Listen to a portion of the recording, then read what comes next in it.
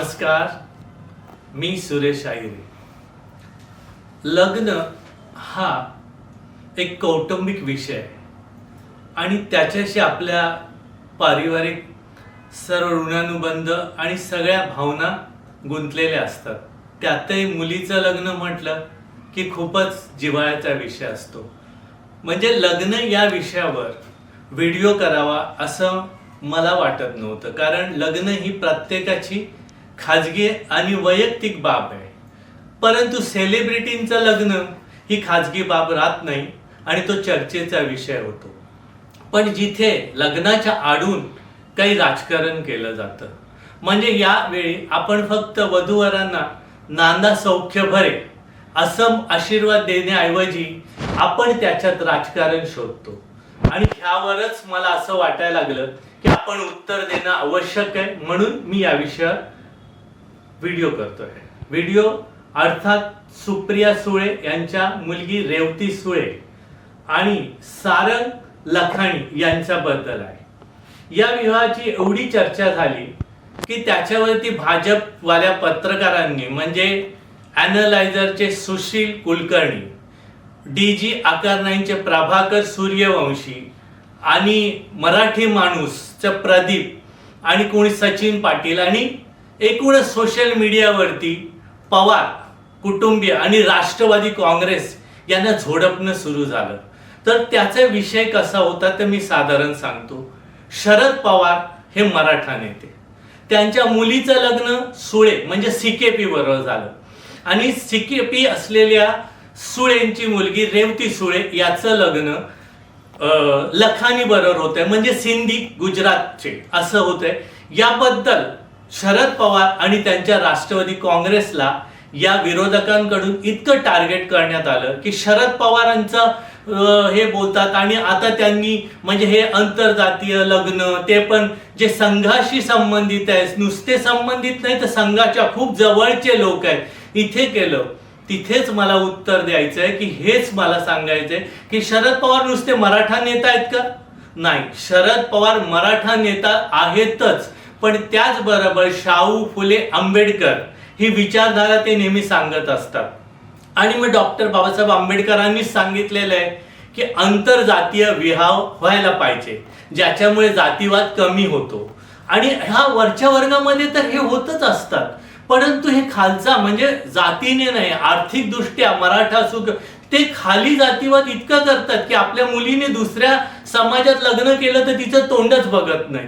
म्हणजे खूप पुढे होता. म्हणजे मध्यंतरी सरकारने आंतरजातीय लग्न करणाऱ्यांना काही निधी संसार उभा करण्यासाठी दिले होते, पैसे दिले होते, पण मधल्या काळामध्ये हे पुन्हा ऑनर किलिंगच्या घटना घडल्या आणि हे विवाह होणं बंद झाले.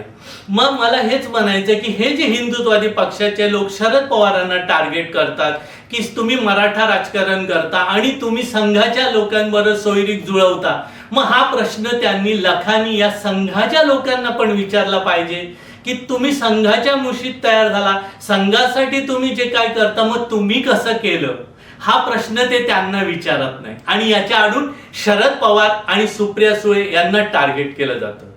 दुसरा मुद्दा की राष्ट्रवादी काँग्रेसच्या कार्यकर्त्यांना पदाधिकाऱ्यांना इथे का बोलवलं नाही, ते सतरंजी उचले आहेत. अरे, राष्ट्रवादी काँग्रेसच्या पदाधिकाऱ्यांनी ही खंत व्यक्त केली पाहिजे. आणि सतरंजी उचले, आजकाल कोणी सतरंजी उचलत नाही. कुठल्याही कार्यक्रमात मंडप डेकोरेटर्स खुर्च्या लावतात. आता त्याला का नाही बोलवलं, तर मी तुम्हाला प्रश्न विचारतो, जे प्रश्न निर्माण करतात त्यांना माझा प्रश्न आहे की तुमच्या घरात लग्न सोहळा होतात ना, मग तुम्ही सगळ्यांना बोलवता का?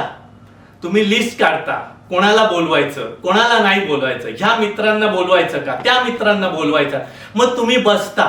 अरे कोणाला बोलवायचं? ती वीणा आहे ना, वीणा, हा वीणाच्या सासूबाई आहेत ना, हा हा हा तर त्यांचा तो भाचा आहे ना, हा त्याला बोलवायचं का लग्नाला? नको नको. तो सहकुटुंब सहपरिवार लग्नाला येतो आणि 500च पाकिटात टाकतो, तो नकोच. अच्छा बरं, तुमच्या त्या महिला कट्ट्यावरच्या ज्येष्ठ नागरिकच्या अध्यक्षा त्यांना, त्या पण नको. त्या आल्या ना, त्या म्हणजे दुसऱ्यांच्या लग्नात गेल्या ना, त्यांचा अनुभव सांगतात, ते आपल्यात पण असं बघ. अगं तिच्या लग्नामध्ये गेले ना तर पनीरचे एवढे एवढे तुकडे होते, आणि पनीर शोधायला लागायचं. आणि मग त्याच्यावर कॉमेंट्स करणं. आणि गुलाबजाम अरे इतके गोड की काय. आणि तसंही गुलाबजाम कुठे आता ठेवतात का हो, गुलाबजाम आउटडेटेड झालेले आहेत.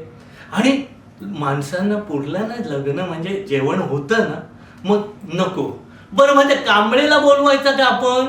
तो कांबळे तो भांगरेच्या ह्याच्या कार्यक्रमात नाचत होता तो कांबळे. अरे हा कांबळेला तर बोलवलं पाहिजे, कांबळेशिवाय तर मजाच नाही.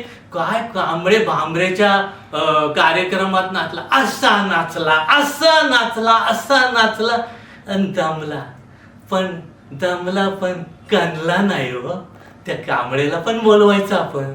अच्छा, म्हणजे असं आपण ठरवतो की नाही याला बोलवायचं नाही. बरं आपण धरून चालू की राष्ट्रवादीच्या कार्यकर्त्या प्रवक्त्यांना बोलवलं असतं तर काय झालं असतं. आपण कसं आपलं लग्न नेटनेटकं हवं. मग ते तर जिओ सेंटर मध्ये नाही, शिवाजी पार्क 2 शिवाजी पार्क घ्यायला लागले असते.